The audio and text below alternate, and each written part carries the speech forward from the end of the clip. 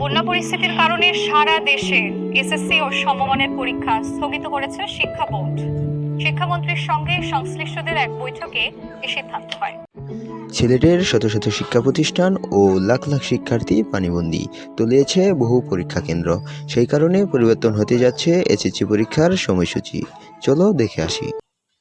শিক্ষার্থী বন্ধুরা, আমরা একটা সরকারি নিউজ নিয়ে আসলাম তোমাদের সামনে। এখানে দেখো, এটা কিন্তু প্রকাশিত হয়েছে ফ্রাইডে 17 জুন 2022। এখানে বলা হয়েছে, সিলেটে বন্যার কারণে সারা দেশে 19 জুন থেকে শুরু হতে যাওয়া এসএসসি পরীক্ষা স্থগিত।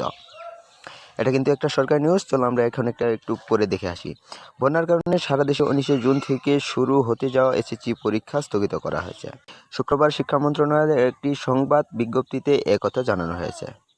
এতে বলা হয়েছে দেশের সর্বাধিক বন্যা পরিস্থিতি অবনতি হওয়ার আগামী 19 জুন অনুষ্ঠিতব্য সকল বোর্ডের এসএসসি জেনারেল, এসএসসি ভোকেশনাল এবং দাখিল পরীক্ষা স্থগিত করা হয়েছে। পরীক্ষার পরবর্তী সময়সূচি পরে জানানো হবে। তো এই ছিল তোমাদের নিউজ। পরবর্তী আপডেটের নিউজ পেতে অবশ্যই সাবস্ক্রাইব করে রাখবা।